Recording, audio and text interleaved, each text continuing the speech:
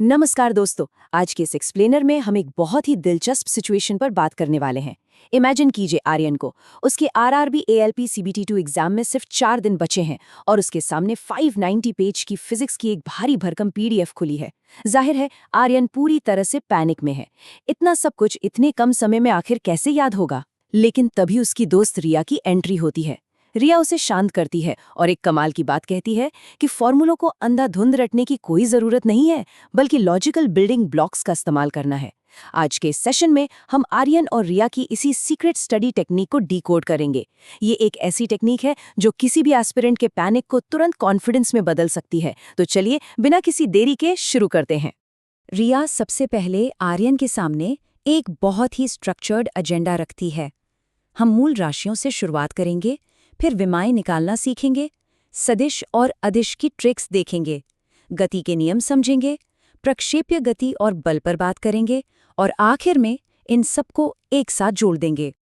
अब आर्यन वही सवाल पूछता है जो शायद हर एक एस्पिरेंट के दिमाग में घूम रहा होता है कि आखिर सिर्फ 4 दिनों में 50 से ज्यादा मुश्किल फिजिक्स फॉर्मूलाज कैसे याद होंगे।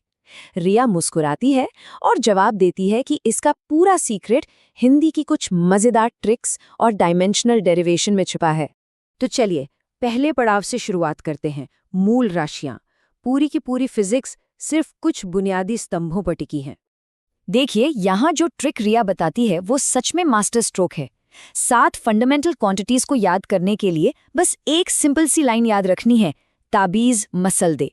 इसे डिकोड करें तो ता से तापमान, बी से विद्युत धारा, ज से ज्योति तीव्रता, पदार्थ की मात्रा के लिए प साइलेंटली जुड़ता है, फिर स से समय, ल से लंबाई और द से द्रव्यमान। बस इस एक छोटी सी लाइन से 7 मूल राशियां दिमाग में हमेशा के लिए लॉक हो जाती हैं। इन 7 राशियों के अलावा 2 सप्लीमेंट्री यूनिट्स या पूरक मात्रक भी होते हैं, रेडियन और स्टेरेडियन। ये मुख्य रूप से एंगल मापने के काम आते हैं।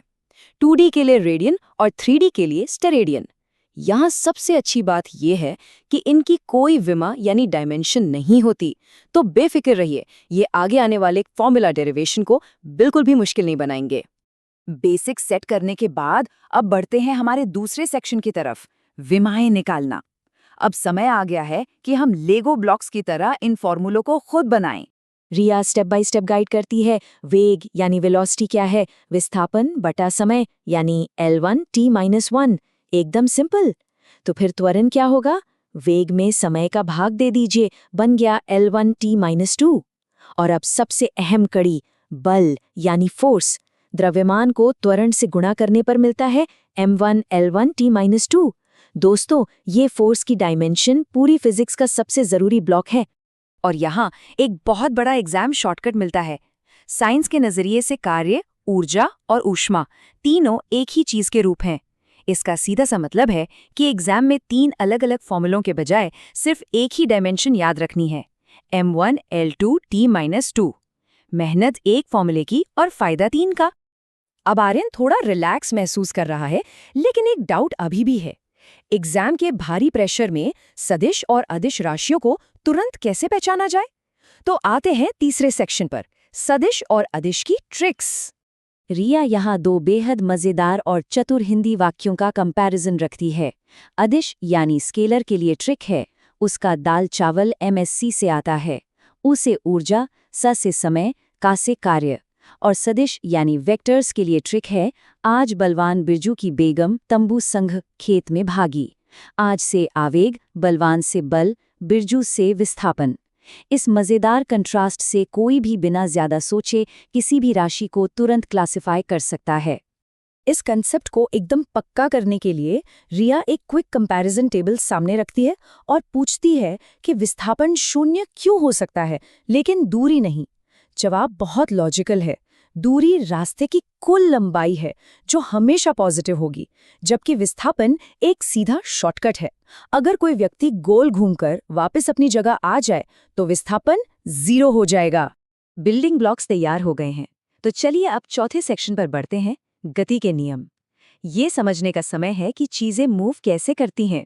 यहाँ एक समान त्वरित गति के लिए गैलीलियो के 3 क्लासिक समीकरण आते हैं।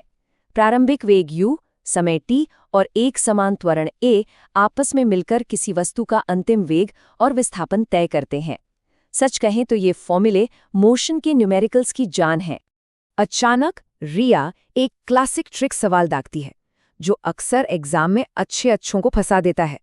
अगर एक कार एक गोल रास्ते पर लगातार एक ही स्थिर स्पीड से चल रही है, तो क्या उसका त्वरण 0 होगा?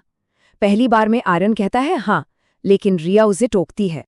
जवाब ना है, और कारण बहुत दिलचस्प है। वेग यानी वेलोसिटी एक सदिश राशि है। भले ही स्पीड सेम हो, लेकिन गोल घूमने की वजह से दिशा हर सेकंड बदल रही है। दिशा बदलने का सीधा मतलब है वेग का बदलना, और वेग के बदलने से ही तो त्वरण पैदा होता है। इसलिए एक स्थिर स्पीड पर भी वृत्तीय गति में त्वरण 0 नहीं होता, बल्कि a = v²/r होता है। आर्यन का कॉन्फिडेंस अब आसमान छू रहा है। इसे देखते हुए हम लेवल थोड़ा और ऊपर ले जाते हैं। 5वां सेक्शन है प्रक्षेप्य गति और बल। रिया प्रोजेक्टाइल के 3 सबसे अहम फॉर्मूले आउटलाइन करती है: maximum height, time of flight और हॉरिजॉन्टल रेंज। यहाँ सबसे खास बात यह है कि अगर किसी चीज को सबसे दूर फेंकना है, तो 45 डिग्री का कोण सबसे परफेक्ट स्वीट स्पॉट है। इस एंगल पर हॉरिजॉन्टल रेंज हमेशा अधिकतम होती है। बल या फोर्स को सिंपल करते हुए रिया याद दिलाती है कि बेसिक फॉर्मूला F = ma ही रहता है। लेकिन प्रैक्टिकल लाइफ में जब कोई चीज किसी सतह पर फिसल रही हो, तो घर्षण यानी फ्रिक्शन भी पिक्चर में आ जाता है। ऐसे में घर्षण गुणांक यानी म्यू को बेस इक्वेशन में शामिल करने से फ्रिक्शन फोर्स F = μmg बन जाता है। और अब आता है हमारे इस सेशन का क्लाइमैक्स, छठा और आखिरी सेक्शन, सबको एक साथ जोड़ना। ये डेरिवेशन चेन वाकई एक मास्टर क्लास है। देखिए कैसे इस लॉजिक से कोई भी फॉर्मूला तुरंत बनाया जा सकता है। अगर सिर्फ बल की विमा m1 L1 T-2 याद है, तो उसे विस्थापन से गुणा कर दीजिए, बन गया कार्य का फॉर्मूला। फिर उस कार्य को समय से भाग दे दीजिए, तो मिल गई शक्ति यानी पावर। इस तरह फॉर्मूले रटने की नहीं, बल्कि उन्हें बनाने की चाबी मिल जाती है।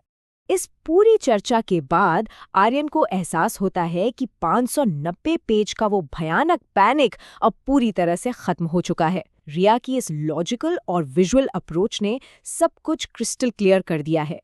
इस कहानी से सबसे बड़ी सीख यही मिलती है कि स्मार्ट तरीके से तैयारी करने पर कोई भी सिलेबस डरावना नहीं लगता। तो जाते जाते जरा इस पर विचार कीजिए, अगर सिर्फ कुछ लॉजिकल ब्लॉक्स को जोड़कर फिजिक्स के 50 फॉर्मूले खोले जा सकते हैं, तो सोचिए सही रणनीति के साथ ऐसे और कितने मुश्किल विषयों पर आसानी से जीत हासिल की जा सकती है।